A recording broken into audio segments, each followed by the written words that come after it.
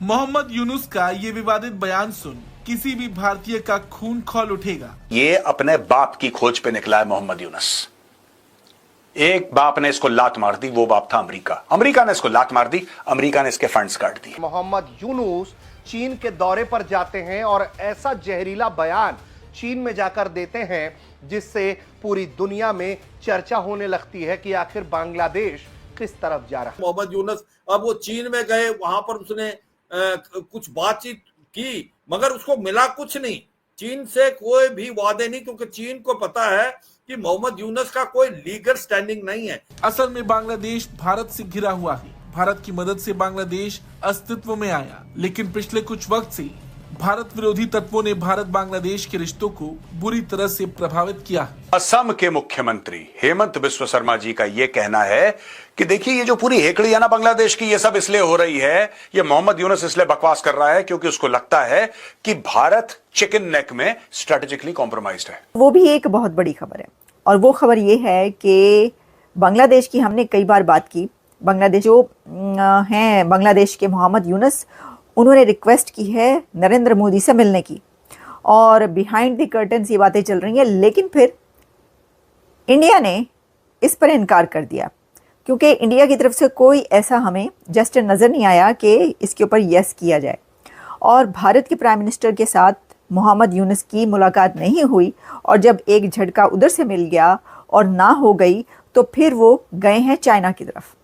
सबसे पहले तो मैं आपको यह बताऊं कि बांग्लादेश में मोहम्मद यूनुस खुद कितने दिन तक हैं, अभी तो यही तय नहीं है। बांग्लादेश के आर्मी चीफ वकारुज्जमान का बयान अगर आप देखें तो वो कहीं ना कहीं अब ये सुर उठाने लगे हैं कि मोहम्मद यूनुस अपने ब्रीफ से बाहर जा रहे हैं, देश संभल नहीं रहा है, अपराध की घटनाएं बढ़ रही हैं, साथ ही कट्टरपंथियों के खिलाफ कोई कार्रवाई नहीं हो रही है। साथ ही अगर आप लेटेस्ट डेटा देखें पल्लवी, तो वो ये बताता है कि बांग्लादेश के अंदर वहां की अपनी जो पुलिस है उसके खिलाफ भी अपराध की घटनाएं बढ़ी हैं, यानी पुलिस थानों पर हमलों की घटनाएं बढ़ी हैं। लॉ एंड ऑर्डर का ग्राफ नीचे जा रहा है, सेना भी परेशान है, पुलिस भी हलकान है, और ऐसे में कट्टरपंथी जमाती जो हैं वो सड़क पर निकलकर ये आंदोलन कर रहे हैं कि अब तो यहाँ पर शरिया का राज होना चाहिए, यहाँ पर जो है अब हमको जो है खिलाफत चाहिए। इस तरीके की स्थिति में मोहम्मद यूनुस का चीन जाकर ये दाव खेलना उन्हें उल्टा भी पड़ सकता है। ये चिकन नेक को लेकर प्लानिंग क्या है? बांग्लादेश का यूं चीन के इतने करीब जाना, ठीक है, आप इन्वेस्टमेंट करना चाहते हैं, बहुत अच्छी बात है, लेकिन बार बार इस बात का जिक्र करना कि ये 7 राज्य जो हैं ये जमीन से घिरे हुए हैं, इरादे क्या नजर आते हैं? देखिए, हिंदी में एक फिल्म थी मकबूल, जिसका एक बड़ा फेमस डायलॉग था कि पान खाया करो मियां, जुबान काबू में रहती है। मुझे लगता है कि मोहम्मद यूनुस जिस भी कॉन्टेक्स्ट में ये बातें कर रहे होंगे भारत के 7 राज्यों को लेकर, लेकिन हाँ, उन्हें ये समझ में आना चाहिए कि वो बांग्लादेश की भी फिक्र करे, अच्छा रहेगा।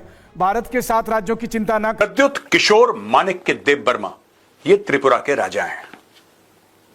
दोस्तों, he is a young man, ये राजा हैं, और इनका यह बयान है कि ये मोहम्मद यूनुस फालतू की बातें कर रहा है, राइट?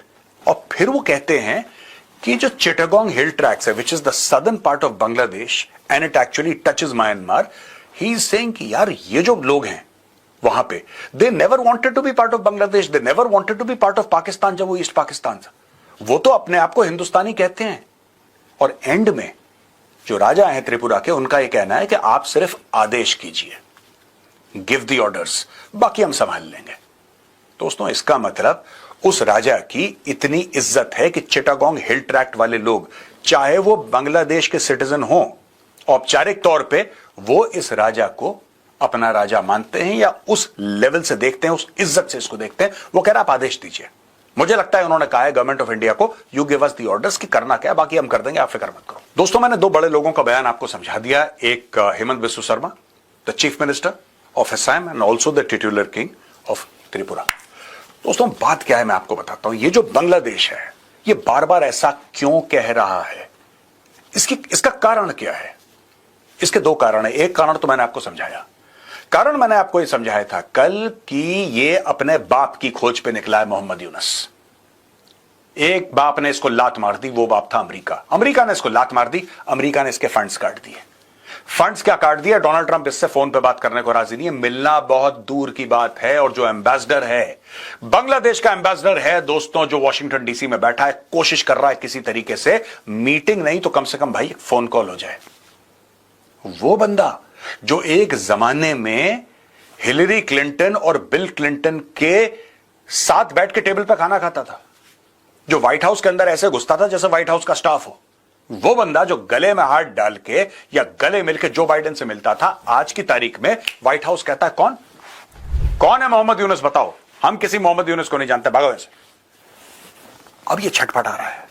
प्रधानमंत्री नरेंद्र मोदी से मिलने के लिए गिड़गिड़ा रहे मोहम्मद यूनुस को जब भारत ने कोई भाव नहीं दिया तो वो चीन पहुंच गए।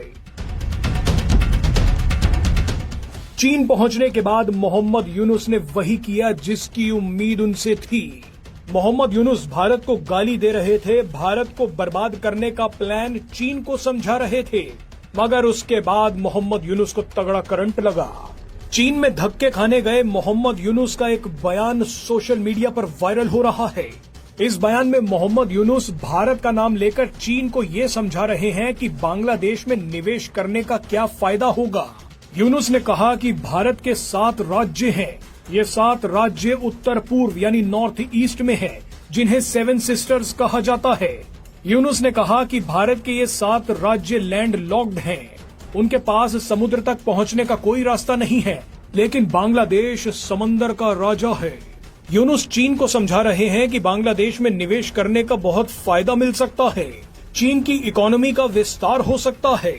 यानी मोहम्मद यूनुस सीधे सीधे बांग्लादेश को बेचने के लिए मोल भाव कर रहे हैं। सर, आज हम बात करेंगे सबसे पहले बलूचिस्तान की और उसके बाद बांग्लादेश की बात भी करेंगे, क्योंकि हमारे डिप्टी प्राइम मिनिस्टर इसहाक डार साहब जो हैं वो बांग्लादेश जाने वाले हैं 3rd वीक में अप्रैल की, तो उसके ऊपर भी हम बात करेंगे। सबसे पहले सर, क्या देख रहे हैं आप बलूचिस्तान की इस वक्त जो सिचुएशन है, और सरदार अख्तर खान मैंगल साहब का प्रोटेस्ट जो है वो भी चल रहा है, गवर्नमेंट के साथ बात करने को भी वो कह रहे हैं।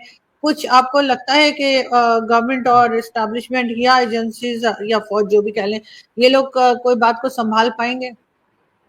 मेरे को लगता नहीं है अभी आरजू, मैं लगता पानी सिर से उतर गया है और सिचुएशन काफ़ी ख़राब है। जब से मारूंग बलूच को इन्होंने जेल में डाल दिया है तो लोग सड़कों पर आए हुए हैं, और सच्चाई है वो एक पॉलिटिकल लीडर थी, उसका कोई कनेक्शन नहीं था, उसको आतंकवाद के चार्ज पे उसको अंदर डाल दिया।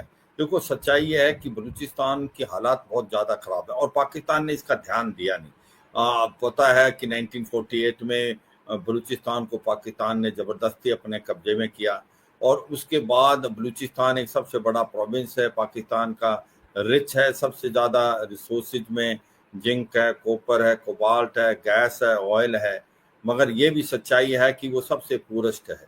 उसकी पर कैपिटा इनकम दूसरे प्रोविंस के मुकाबले में काफ़ी कम है।